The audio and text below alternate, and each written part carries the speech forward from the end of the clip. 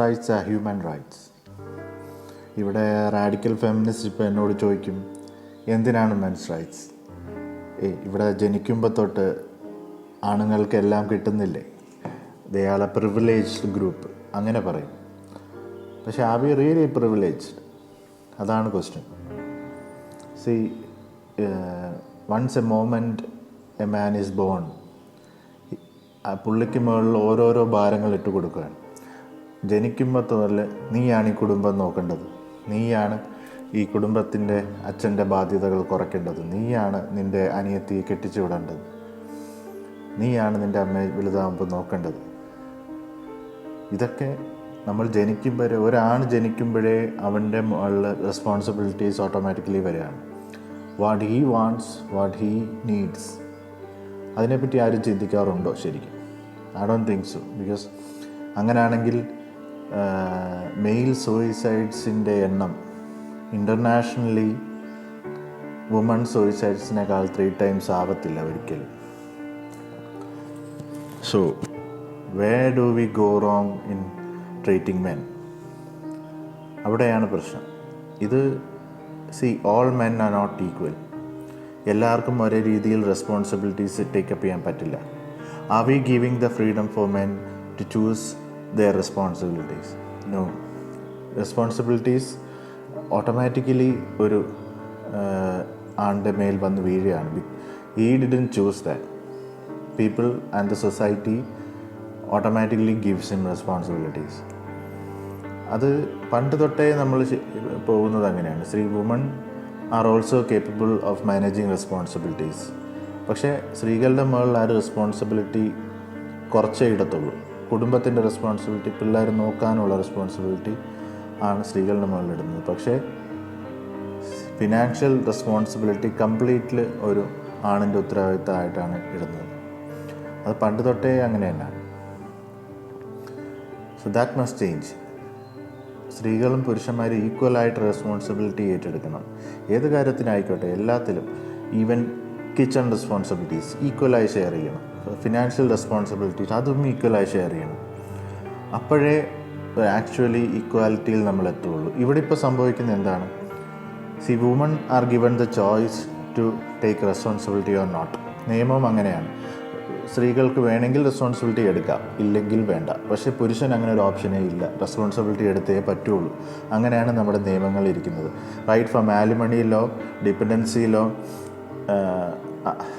Family laws, എല്ലാത്തിലും തന്നെ we men are given no options. We have to do the responsibility. We cannot take a stance of no. പക്ഷേ women can do it. Women can choose an option of not having a responsibility. See, ഒരു family divorce ആയിക്കഴിഞ്ഞാൽ, if they have a child, the man is automatically given the responsibility of financially taking care of the child. See, women can have the option of not taking that responsibility. അങ്ങനെയാണ് നമ്മുടെ നിയമങ്ങൾ. എല്ലാവരും പറയുന്നു men need to take more responsibility of the child. കുട്ടികളുടെ കാര്യത്തിൽ കൂടുതൽ അമ്മമാരെ help ചെയ്യണം, അങ്ങനെയൊക്കെ പറയുന്നുണ്ട്. പക്ഷേ ഞാൻ ഒരു കാര്യം ചോദിക്കട്ടെ, if we take more responsibility of the child, ഈ കുടുംബത്തിലൊരു പ്രശ്നം പറ്റിക്കഴിഞ്ഞാൽ നമുക്ക് നമ്മുടെ കൊച്ചിനെ കാണാൻ കൊച്ചിൻ്റെ മേളിൽ എന്ത് റൈറ്റ്സ് ആണുള്ളത്? Many men are running behind courts to see their children for visitation rights. We have to run behind courts. കോടതിയിൽ പുറകെ നടന്നാലേ കൊച്ചിനെ കാണാൻ പോലും ഒരു പെർമിഷൻ പല അച്ഛന്മാർക്കും കിട്ടുന്നുള്ളൂ. അതങ്ങനെയാണോ വേണ്ടത്? we need to have that's our right. We need to have a right to see our children without going around in courts. നമുക്ക് നമ്മുടെ പിള്ളേരെ കാണാനുള്ള അവസരം ഉണ്ടാക്കി തരണം. അത് നമ്മുടെ റൈറ്റ്സ് ആയിട്ട് തന്നെ വേണം. So that is one major right we need. our visitation rights should be made mandatory. അത് ഓരോ അച്ഛന്മാരുടെയും അധികാരം തന്നെയാണ്. അത് റൈറ്റ്സ് ആയിട്ട് തന്നെ വേണം.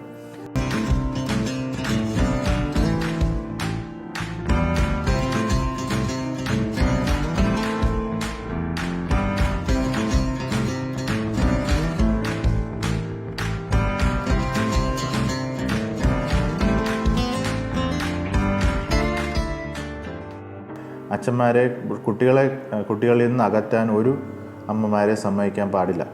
That is wrong. അപ്പം അതാണ് ഒരു major right we need.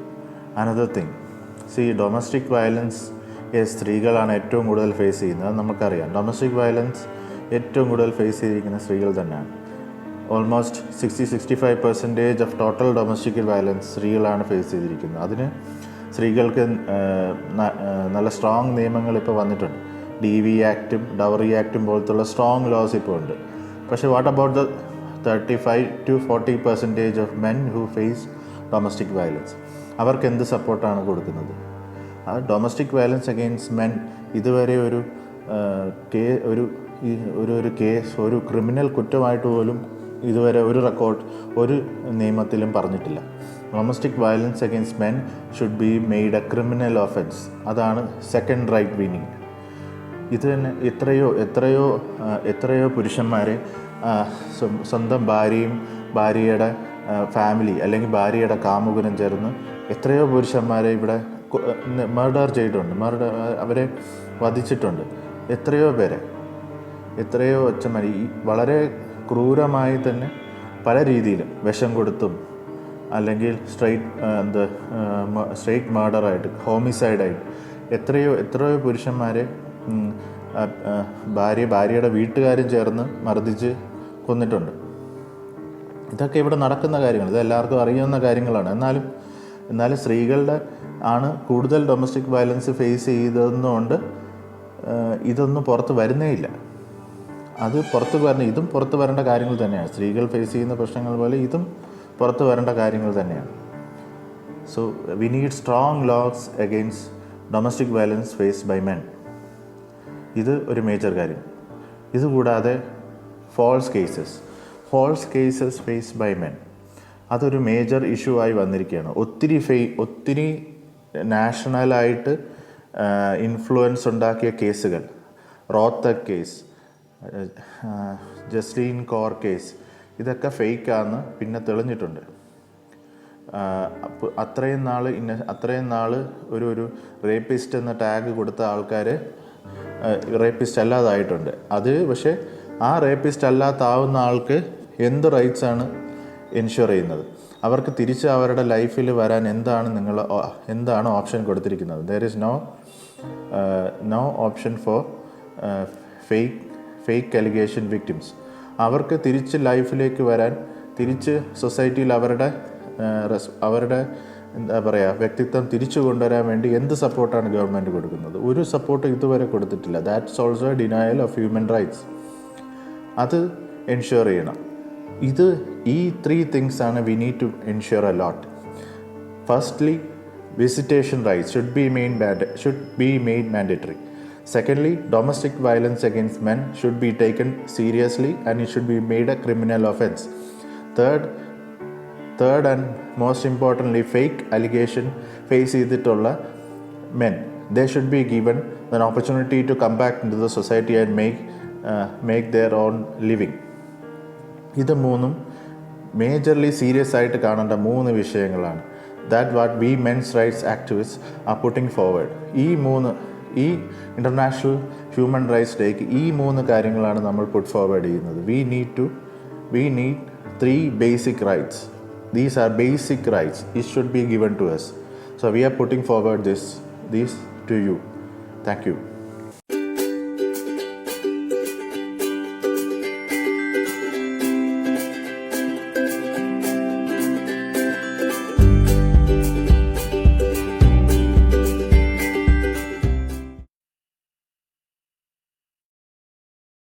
Hi, നമസ്കാരം.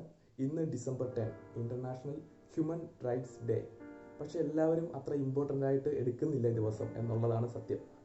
സ്ത്രീക്കും പുരുഷനും ഈക്വൽ ഇമ്പോർട്ടൻ്റ്, ഇക്വാലിറ്റി, അതുമാത്രമല്ല ഇതിലുപരി ഒരുപാട് കാര്യങ്ങൾ ഇതിനകത്തുണ്ട്.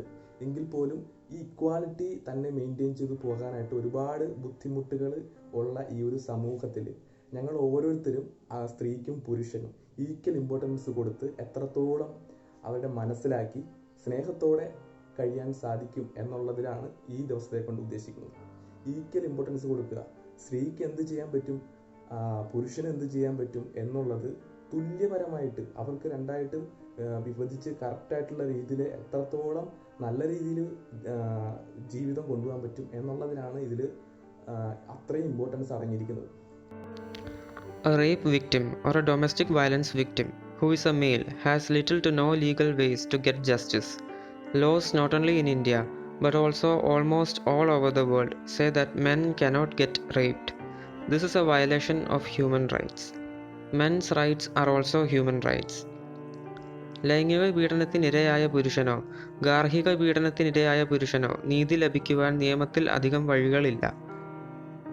പുരുഷനെ പീഡിപ്പിക്കാൻ സാധിക്കില്ല എന്നാണ് ഇന്ത്യയിലെയും ഭൂരിഭാഗം വരുന്ന മറ്റ് രാജ്യങ്ങളിലെയും നിയമങ്ങൾ പറയുന്നത്. ഇത് മനുഷ്യാവകാശ ലംഘനമാണ്. പുരുഷന്റെ അവകാശങ്ങളും മനുഷ്യാവകാശമാണ്.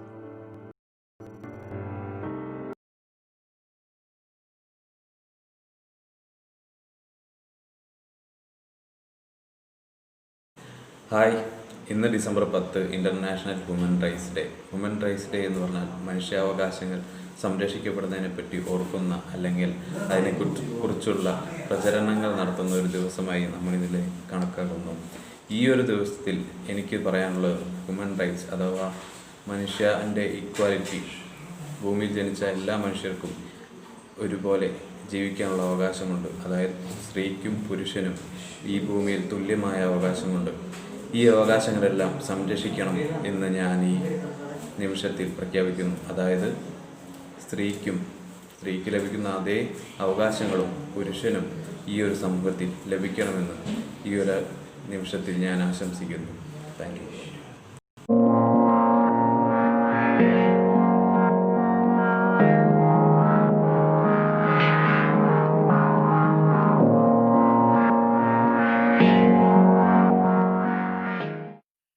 Indian Family Foundation wishes all humans, irrespective of gender, caste and creed, who believes men's rights are human rights too, a very beautiful World Human Rights Day. Thank you. പുരുഷാവകാശങ്ങളും മനുഷ്യാവകാശങ്ങളാണ്.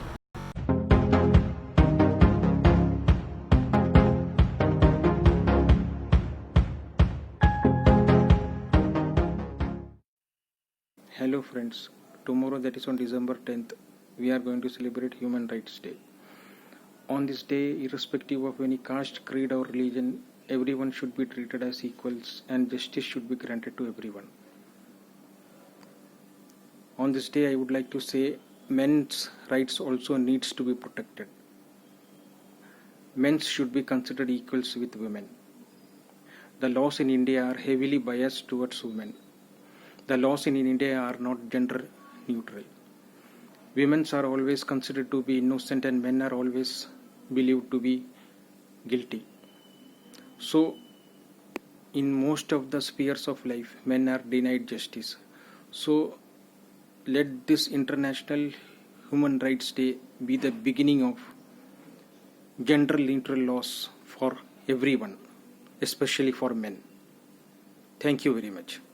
പലപ്പോഴും കോടതി എന്ന് പറയുന്നത് പുരുഷന്മാർക്ക് അനുകൂലമായിട്ടല്ല പ്രവർത്തിക്കുന്നത്. സർക്കാരുകൾക്കും അതിൽ വലിയ പങ്കുണ്ട്. മാറി മാറി വരുന്ന സർക്കാരുകൾ പലപ്പോഴും വോട്ടുകൾ മാത്രം നോക്കിക്കൊണ്ട് സ്ത്രീകൾക്ക് പ്രാധാന്യം നൽകി പുരുഷന്മാർക്ക് അനുകൂലമായി നിയമങ്ങൾ മുന്നോട്ട് കൊണ്ടുവരാത്ത ഒരവസ്ഥയാണ് നമുക്ക് കാണുവാനായിട്ട് കഴിയുന്നത്. സേവ് ഇന്ത്യ ഫാമിലി ഫൗണ്ടേഷൻ്റെ പ്രത്യേകത എന്ന് പറയുന്നത് വിവാഹം കഴിച്ച പുരുഷന്മാരെ മാത്രമല്ല, മറ്റ് പുരുഷന്മാരെ വിവാഹം കഴിക്കുന്നതിന് വേണ്ടി ഒരുക്കുന്ന ഒരു വലിയ പ്രവർത്തനം കൂടി ചെയ്യുന്നുണ്ട്. ഹ്യൂമൻ റൈറ്റ്സ് ഡേയിൽ നമ്മൾ പുരുഷന്മാർ പറയുന്നത് ഇത്രയേ ഉള്ളൂ: സ്ത്രീകളുടെ അവകാശങ്ങൾ കുറയ്ക്കണമെന്നോ സ്ത്രീകൾക്ക് അവകാശങ്ങൾ വേണ്ട എന്നോ അല്ല. തുല്യ അവകാശം ഏറ്റവും സ്ട്രോങ്ങായി അവകാശപ്പെടുന്നവരാണ് നമ്മൾ. പുരുഷനും സ്ത്രീക്കും ഒരേ അവകാശങ്ങൾ ആയിക്കോട്ടെ, നോ പ്രോബ്ലം. പക്ഷേ ഇന്നെത്തി നിൽക്കുന്ന സിറ്റുവേഷൻ എന്ന് പറയുന്നത് പുരുഷന് അവകാശങ്ങൾ ഒട്ടും ഇല്ല എന്നൊരു സ്റ്റേജാണ്. അപ്പോൾ നമ്മൾ സിഫിൻ്റെ മെമ്പേഴ്സ് എന്ന നിലയിൽ നമ്മൾ ആവശ്യപ്പെടുന്നത് ഓരോ മനുഷ്യനും ഉള്ള അവകാശം അത് പുരുഷനും നൽകുക എന്നുള്ളതാണ്. ഈ ഹ്യൂമൻ റൈറ്റ്സ് ഡേയിൽ സിഫിൻ്റെ ഓരോ മെമ്പേഴ്സിനും ഈ ലോകത്തോടും രാജ്യത്തോടും ഈ സംസ്ഥാനത്തോടും ആവശ്യപ്പെടാനുള്ളത് ഞങ്ങൾക്കും ഞങ്ങളുടെ അവകാശങ്ങൾ മടക്കി നൽകുക എന്നുള്ളതാണ്.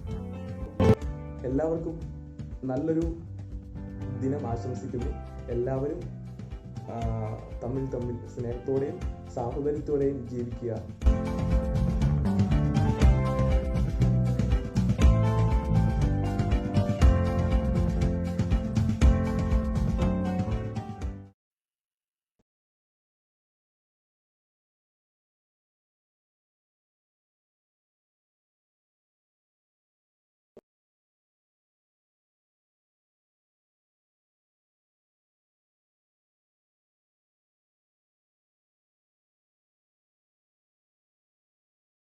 ഈ മനുഷ്യാവകാശ ദിനത്തിൽ പുരുഷന്മാർക്കും തുല്യനീതി, തുല്യ അവകാശം ലഭിക്കുമാറാകട്ടെ എന്ന് ആശംസിക്കുന്നു.